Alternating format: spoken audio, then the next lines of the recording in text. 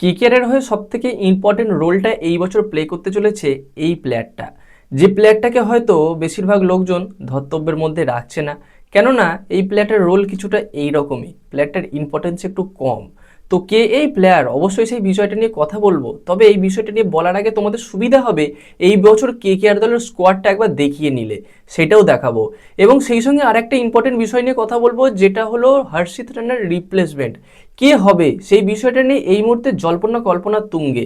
সেখানে মোটামুটি এই মুহূর্তে দাঁড়িয়ে তিনটে প্লেয়ারকে সিলেক্ট করা হয়েছে। সেই তিনটে প্লেয়ারের মধ্যে হয়তো যে কোনো একজন প্লেয়ার হতে চলেছে এই হর্ষিত রানার রিপ্লেসমেন্ট এই বছর এই কেকেআর দলের জন্য। তো এই সকল বিষয় এই ভিডিওতে তোমরা আলোচনা সাপেক্ষে পাবে। অবশ্যই তোমরা ভিডিওটা শেষ পর্যন্ত দেখতে থাকো, ইম্পর্টেন্ট ভিডিও হতে চলেছে এবং ভিডিও শেষে তোমাদের মতামতটা কমেন্টে জানিয়ে দিয়ে যেও। তো চলো ভিডিওর মেন টপিকে যাওয়া যাক। তো প্রথমে যদি এই বছর কেকেআর দলের স্কোয়াড নিয়ে কথা বলি, যেখানে ক্যাপ্টেন হিসাবে রয়েছে আজিঙ্কে রাহানে, ব্যাটসম্যান হিসাবে রয়েছে ফিন অ্যালেন, মনীষ পান্ডে, অঙ্কুরিশ রঘুবংশী, রিঙ্কু সিং, রাহুল ত্রিপাঠী। এরপর উইকেট কিপার ব্যাটসম্যান হিসাবে রয়েছে দুটো অপশান, তেজস্বী ধাইয়া এবং টিম শেফার্ড। তারপর যদি অলরাউন্ডারদের নিয়ে কথা বলি, সেখানে রয়েছে Cameron Green, Sunil Narine, Ramandeep Singh, Rachin Ravindra, Anukul Roy এবং দাক্স কামরা। এরপর চলে আসছি বোলিং ডিপার্টমেন্টে, সেখানে রয়েছে আকাশদীপ, বৈভব অরোরা, হর্ষিত রানা, যে এই মুহূর্তে ইনজুরির জন্য পুরো আইপিএল থেকে ছিটকে গিয়েছে। তারপর রয়েছে কার্তিক তিয়াগি, ব্লেসিং মুজরাবানি, যে মুস্তাফিজুর রহমানের ব্যাকআপ প্লেয়ার, এবং তারপরে রয়েছে মাথিসো পাতিরানা, তারপর প্রশান্ত সোলাঙ্কি এবং উমরান মালিক, আর সবশেষে রয়েছে বরুণ চক্রবর্তী। তো এই হলো এই বছর কেকেআর দলের স্কোয়াড। তো এবার কথা হলো কোন প্লেয়ারটা সব থেকে ইম্পর্টেন্ট রোল প্লে করতে চলেছে। তো সেই বিষয়ে কথা বলতে গেলে এবার বলতে হবে কেকেআর দলের প্লেইং 11 নিয়ে কথা। তো দেখো, প্লেইং 11 নিয়েও এর আগে আমাদের চ্যানেলে অনেকবার আলোচনা করা হয়েছে, কিন্তু এই প্লেয়ারটাকে নিয়ে সেইভাবে আলোচনা করা হয়নি। সেই প্লেয়ারটা আর কেউ নয়, সে হলো তেজস্বী ধাইয়া। কেননা যদি আমরা কেকেআর দলের সব থেকে শক্তিশালী প্লেইং 11 নিয়ে এই বছর কথা বলি, সেখানে আমি ওপেনিং পজিশনে রাখতে পারি আজিঙ্কে রাহানের সঙ্গে ফিন অ্যালেন, তারপর রাখতে পারি ক্যামেরন গ্রিন, তারপর হয় অঙ্কুরিশ রঘুবংশী নয় মনীষ পান্ডে। এবার অনেক কেউ বলবে টিম শেফার্ডের সঙ্গে ফিন অ্যালেনকে ওপেন করিয়ে দাও। হ্যাঁ, সেটা যদি করানো হয়, এবার তুমি ক্যামেরন গ্রিনকেও বাদ দিতে পারবে না, কারণ ক্যামেরন গ্রিনকে তুমি এত টাকা দিয়ে কিনেছো, একটা ভালো অলরাউন্ডার অপশান তার থেকে আমরা পাবো। তো ক্যামেরন গ্রিনকে যদি বাদ না দিই, তাহলে ক্যামেরন গ্রিনও টিমে থাকলো, তাহলে তিনজন বিদেশি অলরেডি হয়ে গেল। তারপর সুনীল নারিনকে খেলাবে নাকি ব্লেসিং মুজরাবানি অথবা মাথিসো পাতিরানাকে খেলাবে? একজন তো বিদেশি বোলার তোমার লাগবেই। এবার বিদেশি বোলার যদি আমি নিই, তাহলে সুনীল নারিনকে তোমায় বাদ দিতে হবে, বা সুনীল নারিনকে বাদ দেওয়ার মতো কঠিন সিদ্ধান্ত হয়তো আমাদের মতো কারোরই হয়নি। সেটা ম্যানেজমেন্ট অবশ্যই বুঝবে সুনীল নারিনকে টিমে রাখাটা ঠিক হবে কি ঠিক হবে না, সেটা আলাদা কথা, কিন্তু সুনীল নারিনকে বাদ দিয়ে টিম ভাবাটা কিন্তু এখনো পর্যন্ত মানে বোকা ছাড়া আর কিছুই নয়। তো সেদিক থেকে দেখতে গেলে টিম শেফার্ড আর ফিন অ্যালেনের মধ্যে যে কোনো একজনকে চুজ করতে হবে। এবার আমি তো টিম শেফার্ডের থেকে আগে যাব ফিন অ্যালেনের দিকে, কারণ টিম শেফার্ডের থেকে ফিন অ্যালেনের এবিলিটি অনেক বেশি। তো সেদিক থেকে প্রথম চারজনকে বললাম যে অঙ্কুরিশ রঘুবংশী অথবা মনীষ পান্ডে থাকবে 2 উইকেট পড়ার পর, মানে 4 নম্বর পজিশনে।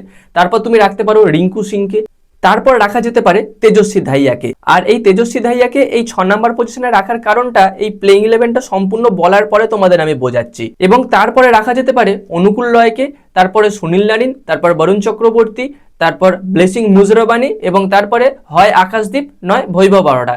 এবার ব্লেসিং মুজরাবানির জায়গায় অবশ্যই চাইবো মাথিসো পাতিরানাকে, কিন্তু প্রথম 3-4টে ম্যাচ হয়তো মাথিসো পাতিরানা মিস করবে, তো সেই জায়গায় তোমার কাছে অপশন ব্লেসিং মুজরাবানি।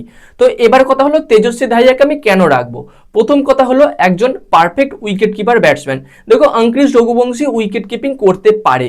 এবার উইকেট কিপিং করতে পারে আর উইকেট কিপার, এই দুটোর মধ্যে তফাৎ আছে।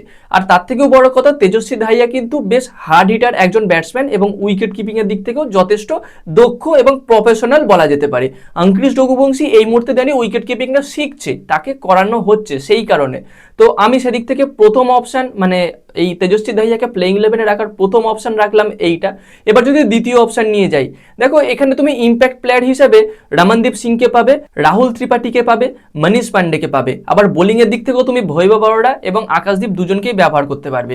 তো যখন কেকেআর দলের ব্যাটিং এর দরকার পড়বে, তখন তুমি এই অনুকূল রয় এবং সুনীল নারিনের পরে যে জায়গাটায় তোমাকে ব্যাট করাতে হবে বরুণ চক্রবর্তীকে অথবা ব্যাট করাতে হবে তোমার ভৈভব অরোরাকে, সেই জায়গায় তুমি একজন ভালো ব্যাটসম্যান খেলাতে পারবে। সেটা রমনদীপ সিং আছে, রাহুল ত্রিপাঠী আছে। আবার যখন বোলিংয়ের অপশন থাকছে সেই জায়গায় তুমি হয় ভৈভব অরোরা কিংবা আকাশদীপ মোটামুটি ব্যাট করতে পারে, বরুণ চক্রবর্তী এই জায়গাটা তুমি ব্যবহার করতে পারবে। সেদিক থেকে দেখতে গেলে যদি তেজস্বী ধাইয়াকে তুমি টিমে রাখো অ্যাজ এ ইম্প্যাক্ট প্লেয়ার যারা থাকবে, সেদিক থেকে অনেকটা হেল্প পাবে কেকেআর দল।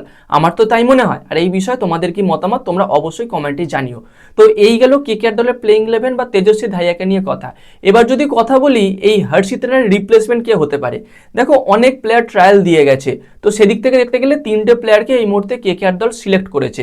কেকেআর দল বলাটা ভুল, কেকেআর দলের ম্যানেজমেন্ট সিলেক্ট করেছে এবং শেষ 2জন প্লেয়ার আবার এসে ট্রায়াল দিয়ে গেছে। তার মধ্যে একজন প্রাক্তন নাইট প্লেয়ার, মানে প্রাক্তন কেকেআর দলের প্লেয়ার, সে হলো সন্দীপ অরিয়র। এই প্লেয়ারটাকে তোমরা অনেকেও চেনো, কেকেআর দলে আগে খেলে গেছে। এবং আরেকজন প্লেয়ার হলো KS আসিফ।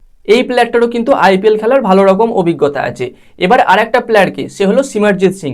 বেশ কিছুদিন আগে কেকেআর দল আরেকটা ট্রায়াল রেখেছিল যেখানে সিমরজিৎ সিং সব থেকে এগিয়ে ছিল। তো সেদিক থেকে দেখতে গেলে সিমরজিৎ সিংকে সিলেক্ট করে রেখে দিয়েছে মোটামুটি একটা। এবং শেষ যে 2জন প্লেয়ার ট্রায়াল দিয়ে গেছে তাদের মধ্যেও মানে সেই 2জনকেও একটা সিলেক্ট করে রাখার মতো জায়গায় রয়েছে। তো এবার এই 3টে প্লেয়ারের মধ্যে যে কোনো একটা প্লেয়ারকে নেয়ার পসিবিলিটি আছে কেকেআর দলের। এবার কে আসবে সেটা অবশ্যই ম্যানেজমেন্ট জানে। তোমাদের মধ্যে এই 3টে প্লেয়ারের মধ্যে কে এলে ভালো হয় বলে মনে হয় সেটা অবশ্যই কমেন্টে জানিয়ে দিয়েছো। তো আপাতত এইটুকুই আপডেট কেকেআর সম্পর্কে তোমাদের সঙ্গে শেয়ার করার ছিল।